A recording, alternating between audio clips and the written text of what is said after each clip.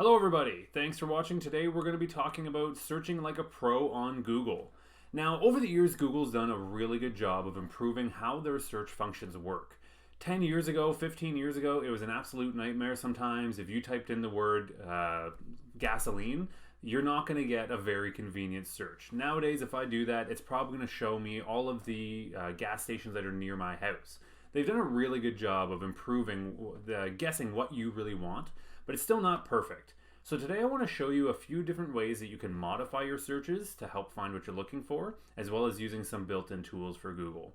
So first off, a very important thing to keep in mind when you're doing a Google search is to type in the words that are going to be in the website you're looking for, not really your question. So instead of why does my head hurt, you might want to type in the term headache, because the website's more likely to have the answer than your question. Again, that's not always true, but for the most part, if you type in the answers that you're kind of looking for, or a word that might be in your answer, you're going to have a better chance. Now, going beyond that though, having a good search term is important, but you can also use some tools to help narrow it down. So let's use the headache option. So I'm going to type in the word headache and hit enter. So I'm going to get a quick definition of it. I'm going to get some other questions that people have asked, and then our standard list of websites. But let's say I'm getting a lot of responses about symptoms, and I actually don't want symptoms. I want to learn about the history of headaches. What I can do is I'm going to put in a minus symbol, and then I'm going to type in the word symptom. What this is going to do is this is going to make sure that no website that has the word headache and symptom in it come up to me. So now I'm only getting causes of it. I'm getting just websites that don't include the term symptom. So you can do that with anything. If I'm looking for a cookie recipe, but I want to say minus flour, if I'm looking for a gluten-free one, this would be a great way to find those kind of recipes. So I can do that way. Or if I want to do Maple Leafs minus terrible, because I don't want to read anything bad about my Maple Leafs, I only want to read things that are positive. So now I'm finding only links that don't include the term terrible. So the minus is pretty helpful. Another one that I find very useful is using the quotation marks. So let's say I'm looking for a specific quote from somebody, but I don't know exactly who said it, or I'm getting too many other variables for it. So if I say German Shepherds are very funny. So if I search this right now, I'm just going to get a bunch of videos and a bunch of things that have any of those words in there. But if I put quotation marks around my search term, what's going to happen is Google is only going to show me links that have this exact wording in this order. So if you're looking for a specific name but their name is kind of generic, this will really help narrow it down. And again, same with very specific sentences. And just as a hint, teachers do this a lot to make sure to see if you're cheating.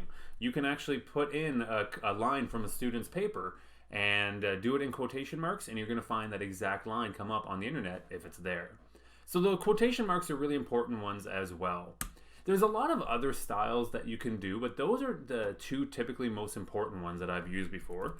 So I'm going to go back to a basic search for Maple Leafs. Now, whether I'm using those search terms or not, you can actually get to them. If you go under settings and then search settings, you can then start doing narrowing it down a little bit this way. The other part that you can do is using the search tools.